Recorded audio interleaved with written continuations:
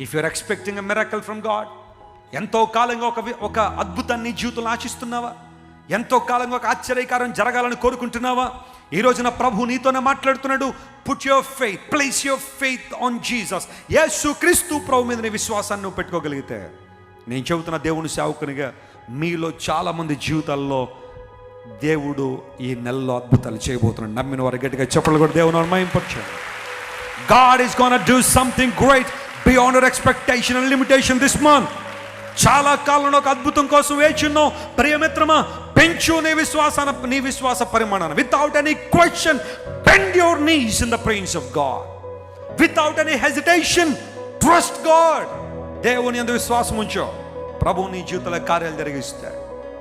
ప్రపంచంలో చాలామంది అంటారు, నీ మీద నీకు నమ్మకం ఉండాలి. సరే, మన మీద మనకు నమ్మకం ఉండాలి. దానికన్నా ఎక్కువగా మనకు ఎవరి మీద నమ్మకం ఉండాలి? దేవుని మీద కూడా నమ్మకం. ఇదే క్రైస్తవ జీవితం అంతే.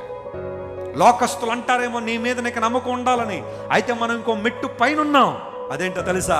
మన మీద మనకు నమ్మకం ఉండడం మంచిదే, కానీ అంతకన్నా ప్రాముఖ్యంగా మన నమ్మిక ఎవరి మీద ఉండాలి?